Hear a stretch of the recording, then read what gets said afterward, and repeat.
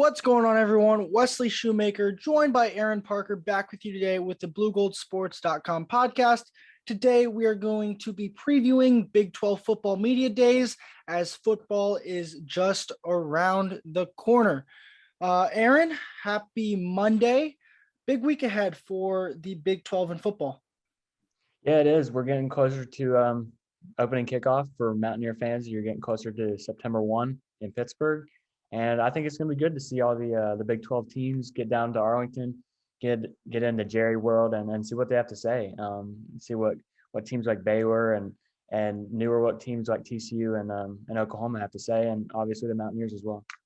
Yeah, it's kind of just breaking ground here. Big 12 Media Days in July, kind of, I guess, is you could say the beginning of the football season in a sense. You kind of have media days, then a break, a couple weeks, and then you really start getting into fall camp, getting into everything, getting into the swing of things. So media days is kind of like the New Year's of college football in a sense, in that you're kind of getting going with the football being the number one thing in the football season. It's kind of breaking ground in the football season.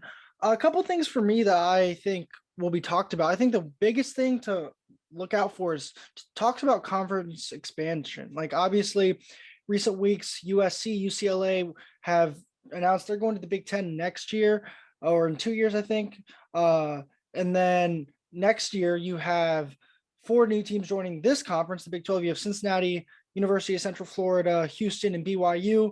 Obviously, with USC and UCLA, Pac-12 leaving the Pac-12, you have other Pac-12 teams that are thinking about joining the Big 12. You have the Big 12 in talks with their teams. And I think it'll be interesting to kind of get these coaches on record with how they feel. Obviously, some coaches and most coaches will probably give you it's whatever's in the best interest of the league. But I really think there are certain feelings, especially when you get into rivalries like Bedlam with Oklahoma, Oklahoma State. Obviously, Oklahoma head coach Brent Venables, new to this whole Bedlam thing. Mike Gundy, obviously not a stranger. Mike Gundy probably have a couple more opinions than Venables on this issue, but things like that, like you're losing Texas and Oklahoma, who knows when, sometimes the next year, two or three. And I think it's important to see that college football in general is going to keep expanding. These conferences are going to keep expanding, and kind of see where the Big 12 lands in that. And I think these football coaches are kind of going to probably give you a gauge on where they think their conference is headed. Yeah, I'd be interested to see if any of the current Big 12 coaches have any opinions on teams leaving or teams coming in. I know if you were to ask Neil Brown about it, he'd probably say something like, we're just kind of focused on our guys. We're focused on us. He'd probably give you that type of answer. But, I mean, you got good teams coming up. It expands the geography of it. You got to go to, Provo, Utah to play BYU. Got to go down to Florida. So I'd be interested to see what they would think of it. I know what Bob Huggins would think of it. He's always complaining about going to Texas. So, hopping on a plane and going to Utah would be something different. But I would definitely want to see what Mike Gundy has to say about Bedlam leaving here in a couple of years. He's a man of lots of opinions, and he's very animated. So I'd like to see what guys like that would have to say. Yeah, I certainly think that there's a place and time for emotions to come out. I think that when you're in this setting, it seems kind of quick, kind of general. So it's not really a chance for coaches to really dig deep and get into the thick of things. Obviously, I think as we go throughout the year, throughout the football season, we'll hear more and more opinions on different things. But I think certainly it's a starting point, especially with all the recent moves and talks. You haven't really heard any coaches from the Big 12, and you have some big time programs. You have Texas and Oklahoma, obviously, who are leading for the SEC. Baylor just won the Big 12. Oklahoma State's been a pretty top 15, top 20 team in the country the past couple of years. Then you have teams like West Virginia, TCU, who have been there before, obviously still trying to rebuild, get up there. Texas Tech hasn't really been in the national conversation recently. So you have these brands, you have these fan bases, you have all of these factors. And especially for these Texas schools, you have Houston coming in. For West Virginia, you're no longer going to be the most Eastern team in this conference. You're going to have Florida, UCF in Florida. So I think there's a lot of factors that play into it. And I think now that we are coming closer and closer to more official things, especially now that we have dates of July 1st of next year set, as these 4 teams are joining, I think you're going to start seeing more and more of coaches talk about it. And I think it could start this week. Yeah, I'd hope so for sure. As a fan, as a media member, you definitely want to hear what they have to say about teams like Houston, joining. Houston's a good program, both basketball and football. Got a coach in Dana Holgerson who's been with West Virginia, Oklahoma State, Texas Tech. He knows the Big 12. So bringing that program to the Big 12, I'd be interested to see what guys like Neil Brown and Mike Gundy and those guys would have to say about it. But with bigger conferences coming up, and I know other schools like Colorado and the Arizona schools have kind of reached out to the Big 12. Since that stuff isn't official yet, I guess it wouldn't catch me by surprise if nobody said anything about the conference expanding too much. But yeah, to address the teams that are guaranteed to come in, Houston, BYU, those teams, I say bring it on. I want to hear what the coaches have to say about the teams that are guaranteed to come in, and then we'll worry about the other ones later. Yeah, another topic I think that will be widely discussed, and that has really been the topic of college sports in general, is name, image, and likeness. Obviously, we're kind of a whole calendar year into this new NIL stuff. Texas, I mean, they do it different than West Virginia does. Obviously, Texas, Quinn Ewers, former five-star quarterback who enrolled in Ohio State last year, then transferred to Texas. You can only assume he has some NIL deals. Like, there's all these NIL deals. Each coach has different thoughts on tampering and how to contact players. And I think it's also good to kind of hear what they have to say on that front as well. Yeah, NIL is a big piece. Obviously, we've seen guys like Quinn Ewers get just up and transfer, Jordan Addison from Pitt up and transfer. It's just a very different world. I mean, Addison's one thing because he was proven. He won the Blitnikoff Award, and a bigger school came calling. But like Quinn Ewers, I know he was big time in high school, but he didn't prove anything. He took like 2 snaps at Ohio State, and he's probably racked up well over $1 million in NIL money.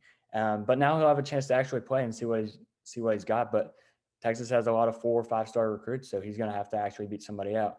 It's just a very different landscape now, but it affects some people more than others. And West Virginia, isn't the Texas and USCs of the world, but they've gotten guys like JT Daniels, and you can only assume that he'll get some NIL money as well.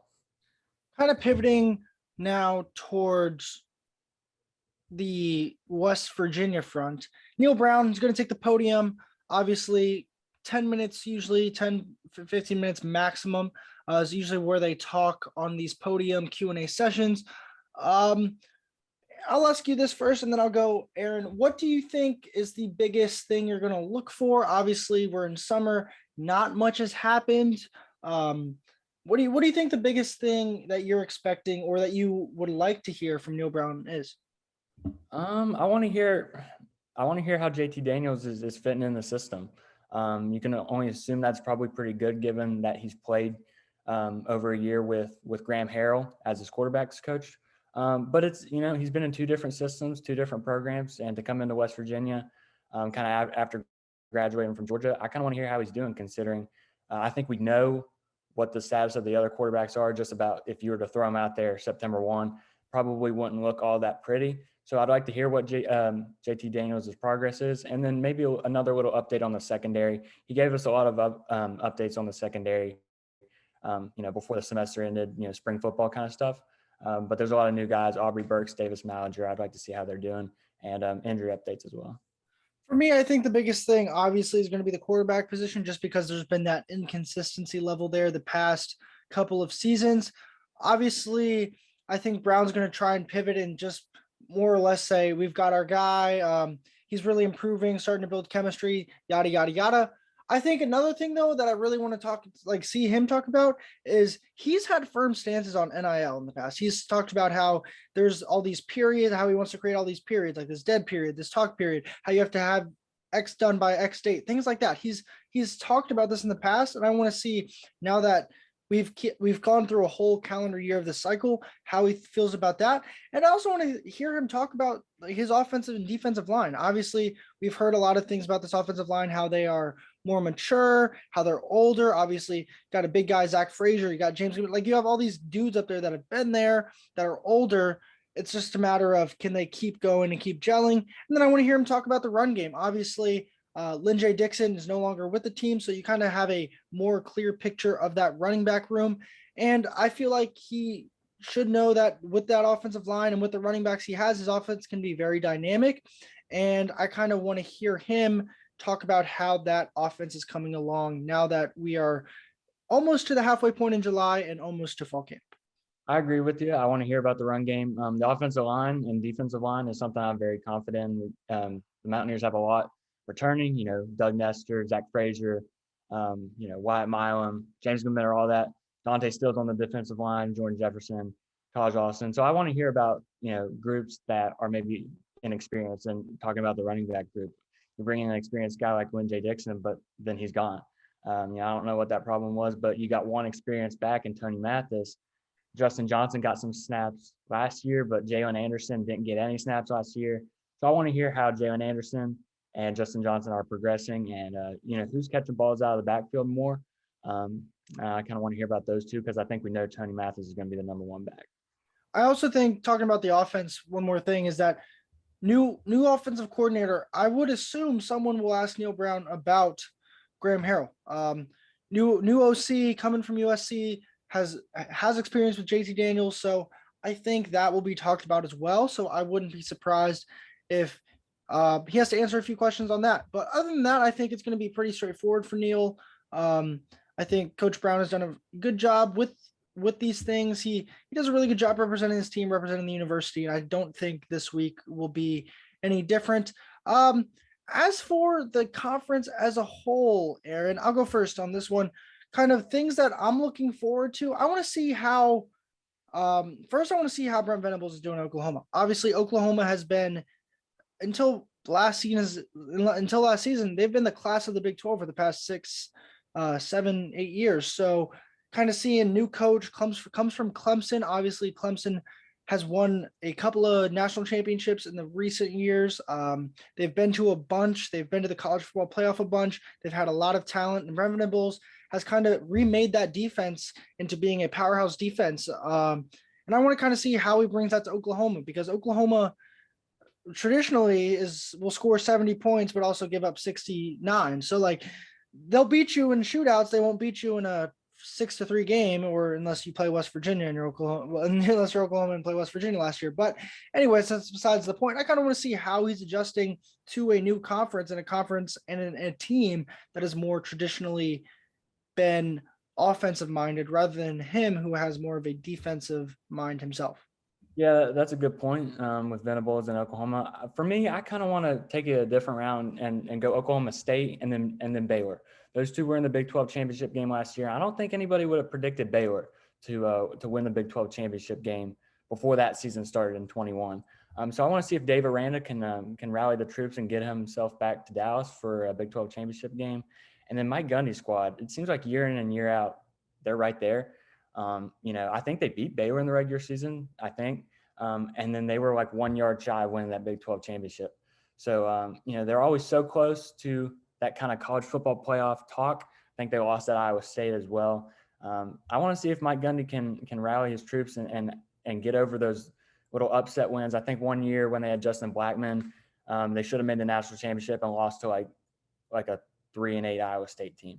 So I want to see if they can get over that hump and kind of put themselves in that playoff talk, but they got to beat Baylor, and they might have to beat Baylor twice. So I want to see that little rivalry go on again. Yeah, for me, also with Baylor, like Dave Aranda, he's done a really good job with the Bears, and I think not really anyone, I don't think, expected them to have the turnaround they did a season ago. And just, we can talk about this real quick. The Big 12 preseason poll, Baylor received 17 first place votes, and for the first time in however many years, dethroned Oklahoma as the projected number one team in the conference. So I think that's something to pay attention to, now that they're kind of viewed more as a top dog than just another team in a sense. Another coach I want to hear talk is Matt Campbell. Obviously, last year was supposed to be the year for Iowa State. Last year was supposed to be the year that they kind of put everything together. Brock Purdy obviously will no longer be there. Breece Hall will no longer be there. So they've kind of got to recreate a couple of things on offense. But Matt Campbell, I think, has done a phenomenal job at Iowa State. I don't expect him to not keep that program building and climbing towards success. Obviously, I think they play Iowa again this year. That was a tough loss for the Cyclones last year, kind of derailed them to start the season. So I think that's going to be a hot topic for Matt Campbell. Is you've had all these teams and all this talent, and last year was supposed to be the year. How do you recover from that with a new team, with new leadership and things like that? I agree. I do want to hear what Matt Campbell has to say. I've liked what I've heard from him. I've listened to a couple of interviews from him, but yeah, no Brees Hall. He was probably the best back in the he was the best back in the Big 12 last year. No Brock Purdy. It feels like Brock Purdy's been there since we were in middle school. So, I mean, who's going to take that number one quarterback job? And yeah, can you beat Iowa? I mean, even with his best teams, he kind of can't get over that Iowa Hawkeye hump. And he signed a big deal with Iowa State. I think he had a chance to jump ship and go somewhere else, and he stayed loyal. So now when you got your two best guys leaving, how can you build on that? And to jump to another side on kind of the mid-tier Big 12 teams, TCU, they've had Gary Patterson for a long time, and now it's Sonny Dykes from SMU. He's run a good program there, and I'm kind of interested to see what he'll have to say about getting TCU changed a little bit, because Gary Patterson's still within the conference. He's an analyst at Texas. He's in Austin. I want to see what Sonny Dykes can bring to the table for TCU, because they didn't have a very good year last year. Also, I think it'll be. I would assume. I would just think, just because this is more of the forum for it. I bet Sonny Dykes gets asked about how they have to play the Horned Frogs. I mean, how they have to play SMU as the Horned Frogs this year. So, things like that, little things I think are to look forward to. Kind of just going over the Big 12 preseason poll. Baylor was first, Oklahoma second, Oklahoma State third, Texas fourth, and Kansas State fifth, round of the top five. Then Iowa State sixth, TCU seventh, West Virginia eighth, Texas Tech ninth, and Kansas 10th. Just your overall thoughts, your impressions, not even just from a West Virginia standpoint, from a just a Big 12 standpoint. What do you think of this poll in general? I know they haven't. You said earlier that they haven't made a lot of national news lately, but Texas Tech at 9. I'm going to go no on that. They fired their head coach last year midseason, and they turned out to be better without him than with him. They won some games. They won that one game on like a 65-yard field goal. I thought their interim head coach did a good job. I'm not sure what his name is, but to pick them 9, I'm going to go no on that one. I think they'll be better than like Kansas State. Kansas State at 5, I think, is a little too high. Interested to see about Texas. Obviously, I'm not a fan of Texas, but Sarkisian, year number 2, year number 3? Very disappointing season last year. So he's got to turn around soon, or the fans in Austin will get restless. But they got Arch Manning to commit. They have Quinn Ewers. They have a lot of firepower as far as guys coming in from high school and transfers. So he's got to turn it around year 2. Yeah, just kind of looking at it. I don't think Baylor will finish atop this conference 2 years in a row. I just honestly don't see it. I think there's so many good teams in the conference this year, especially at the top, that it's going to be hard for the Bears to repeat. So that's, if I were to have to move one team lower, I think it would be the Bears. As for a team that's too high, I agree with you. I think Kansas State a little too high. I think they've probably finished in the 6-7 range. Not 5. Texas, Oklahoma State, 2 wild cards. They could either both have really good years. They could both kind of be mid-tier. I have more confidence in Oklahoma State based on recent history, but Texas, obviously the talent is there. They've just got to put it all together for a full season.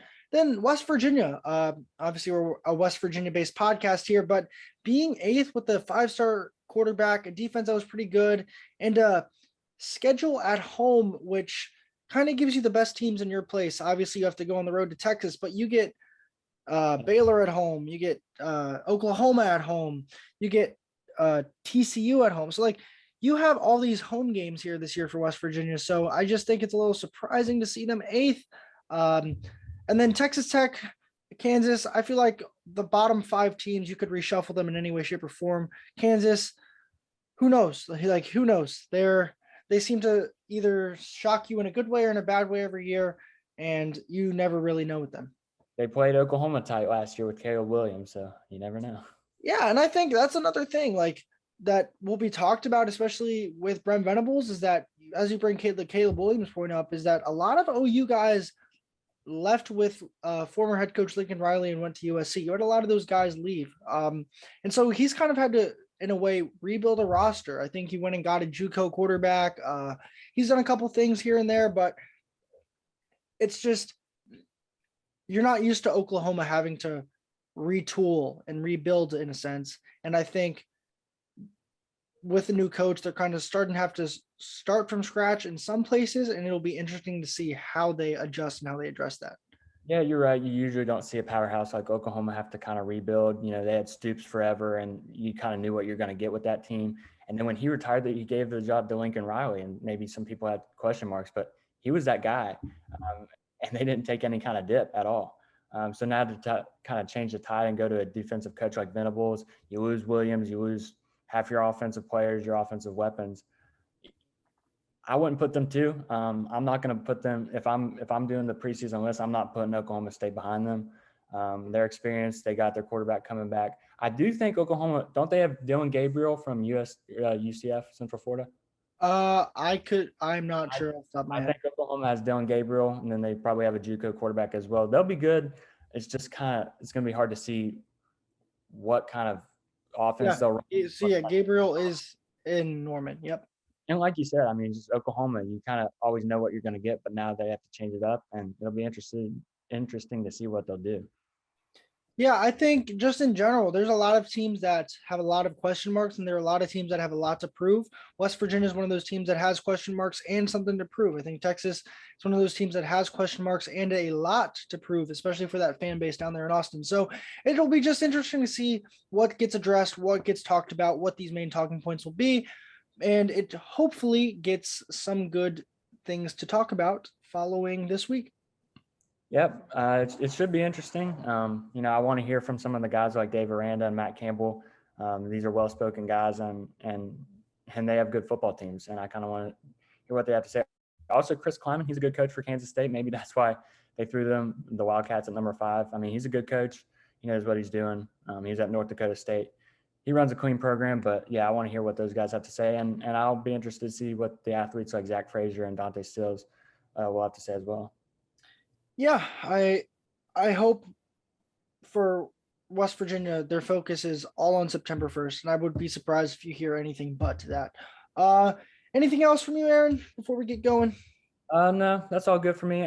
Another thing, as far as the athletes go, I'm glad to see Charles Woods is going and representing WVU. I think he's been a good cornerback for us for a couple years now, and he's going to be really the only experienced cornerback in that secondary that got a lot of playing time last year. So I'm glad to see that Neil Brown and Shane Lyons brought him on.